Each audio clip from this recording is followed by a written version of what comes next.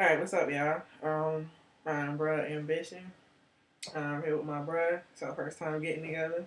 Cavalier, deuce. So, we just want to bring y'all a video together and discuss an issue that was brought to our attention today. So, what we talking about? Pretty much we're talking about, because we are so strong-minded on being dominant lesbian women, we felt it necessary to kind of share with other dominant women about self-empowerment, about pretty much, before trying to join anybody's organization, foundation, whether it be, i.e., a house, a fraternity, LGBT glow, anything of that nature. Anything you do or you try to get into, you want to try to make sure that you have empowered yourself. In other words, that you're building yourself. You can't join something unless you find out who you are personally. And I think that is a major, our number one in beginning struggles and where our adversities come in at, even being in this lifestyle. We become unsure about a lot of things. We're not really unsure about ourselves, what we're comfortable with, things of that nature. So I'm going to let my bro enlighten it a little bit, and then I'm going to reiterate off for her. So, pretty much it's just, number one, knowing what you're looking for in an organization. Do you agree with their mission, their purpose, the programs that they've instilled, what they stand for? If you're even comfortable in their roles or your own skin, pretty much. Yeah, your own skin too. Before you can sit there and start doing your research, you need to know where you are as a person. Let's just say in the LGBT community, a lot of people are hung up on the labels and stuff.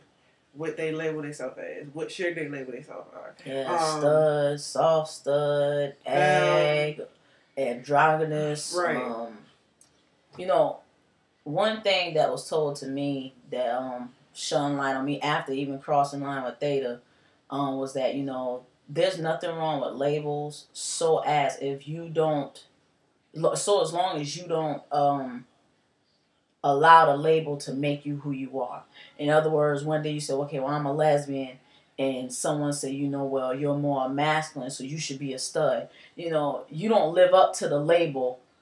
Sometimes you're labeled. A label you don't live up to, you're just automatically labeled. Just like, we black. That's a label. Ain't nobody, no one told us that, oh, well, you're black. Now they have a more, what do you want to call it? Not a technical term, but a proper term, which society has told us, which is African American. Either way, those are labels. It's some type of form of separation, saying that it's diversified, in other words. That will happen, even sometimes to the point where it becomes discriminatory.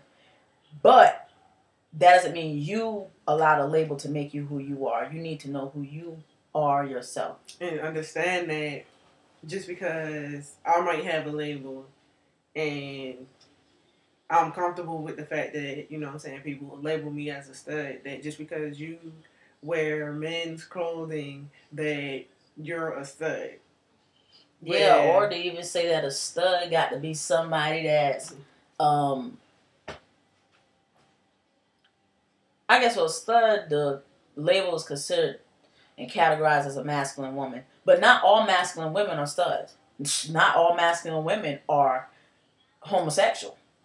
I know many heterosexual women that are very masculine in their presence. Understand that's just almost like not even so much a mentality, but it's just kind of who you are. And if you know who you are, then you can tell someone, well, hey, this is why I am doing this, or this is why I am. I'm a part of Theta. Many people ask you the question, because we can lead this on into this to say that, how did you become a stud? Or rather yet, the very first thing we should be tackling, how do I know that I'm lesbian? What categorizes that? Or why in that case, if a femme is going to date a masculine female, she ain't dating a man because a man ain't a woman.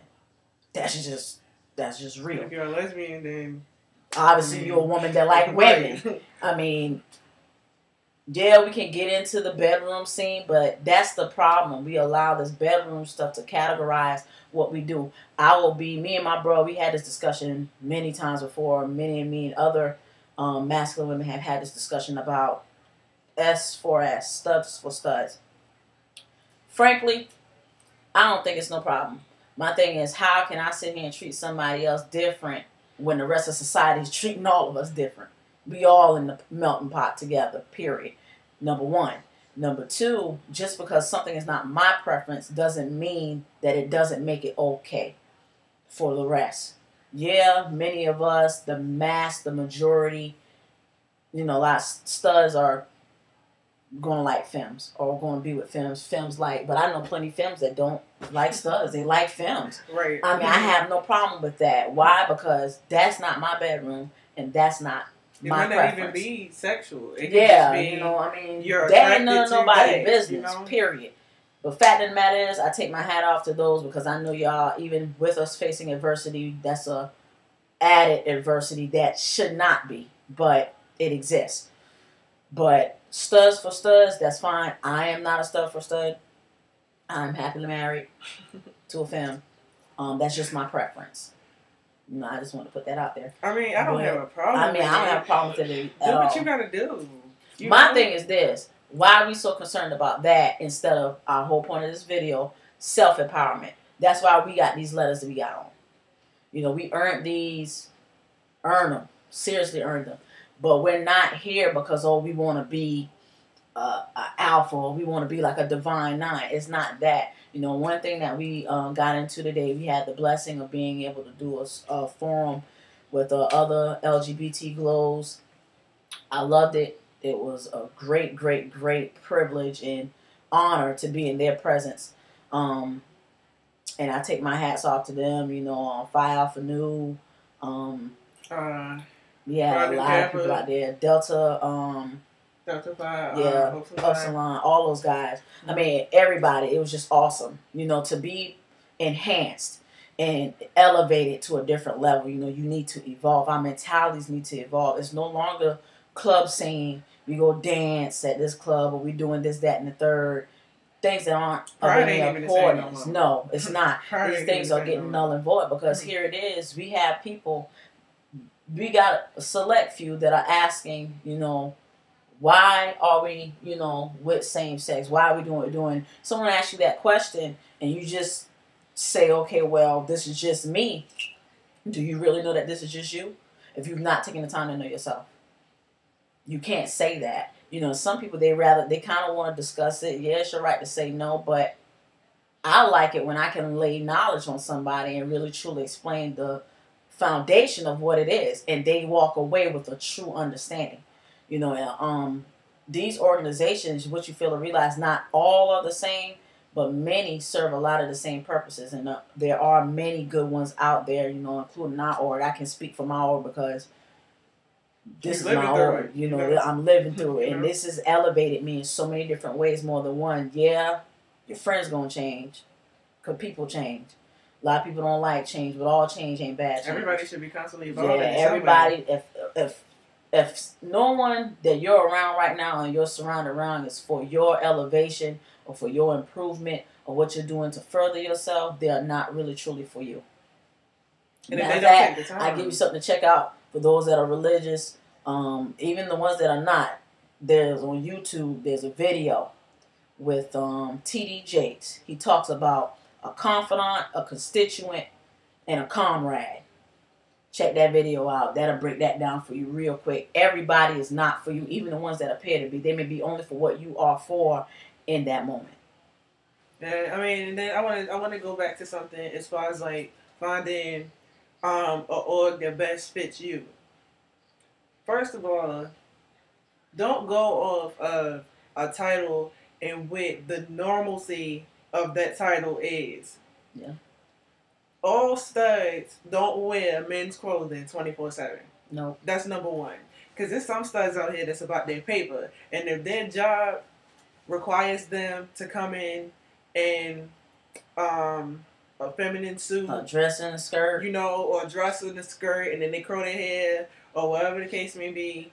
They have to do to get paid and keep their job. And really, I feel ultimately those are people that know and are secure about themselves. That's no different than you challenging a heterosexual to come into a gay club. You're so secure about yourself not being LGBT that you can walk there. You know, either way, you shouldn't. No one should make you, you know, uncomfortable. Right? Exactly. Yeah. But yet and still, they're that secure. You need to think about it in the same light. You need to be so secure with what it is that you're doing and your purpose you serve, and try to uplift your community as a whole, that the small things shouldn't matter. It shouldn't matter. The small things shouldn't even matter. If your destiny is to be in that particular organization, whether it's Greek, a house, a social organization, whatever the case may be, and you know that your ceremony requires you to wear certain things, and that's just the tradition.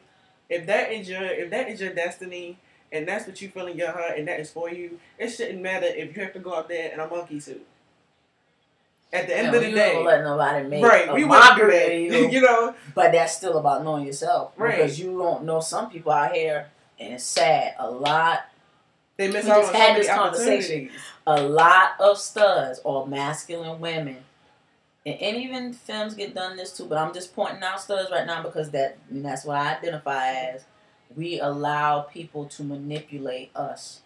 Women, circumstances, money, appearances. You know, why is it that every time we come into a club, we got to be mugging each other? Mm-hmm. Or we think it's a problem, like this ego that a lot of men have grown. You are not a man. Period. You never will be. You're not. Period. That's just what it is. You know, and my thing is be secure about who you are. If you're secure, you're confident. You ain't got to be cocky, but you're confident. You walk with the presence that people will recognize that, you know what, that's somebody. And if they want to hate on you because you somebody, you're doing something right. Tell them hate on.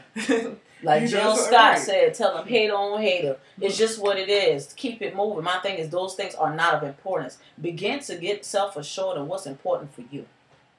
You got to. I mean, what are we doing out here now? You know, what are we doing? You know, I know what me and my bro are trying to do. The movement we're trying to make. Be a part of the movement. Don't be the problem for the movement. Be a part of the movement. I mean, it boils down to people hate what they don't understand. True. And if you don't take the time to understand it, then, I mean, you're not going to understand it because you don't want to.